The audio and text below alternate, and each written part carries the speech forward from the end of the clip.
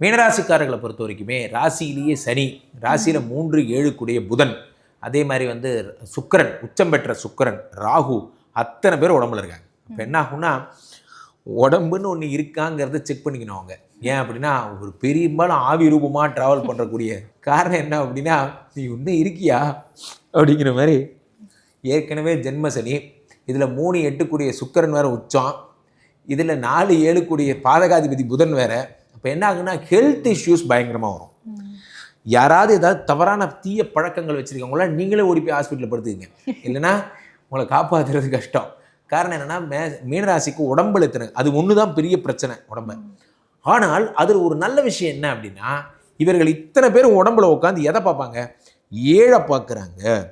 எல்லாருக்கும் 7ஆம் பார்வை. அப்போது ஃபாரின் போக போகிறாங்க, ஃபாரின் யோகம் அடிக்க போகுது. சாம்பர் லக்கி ப்ரைஸ் அப்படிங்கிற மாதிரி அந்த பம்பர் ப்ரைஸ் எல்லாம் இவங்களுக்கு உண்டாகும்.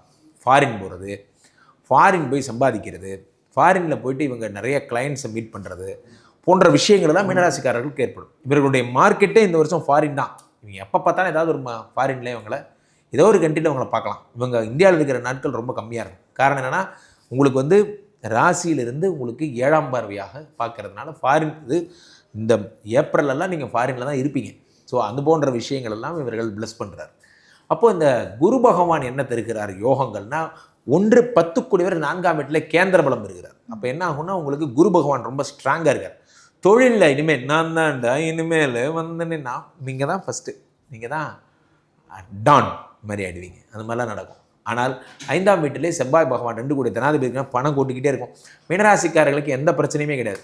All problems R clear. காரணம் என்னவென்றால் இதில் அத்தனை பேர் சேர்ந்து ப்ளஸ் பண்ண போகிறாங்க.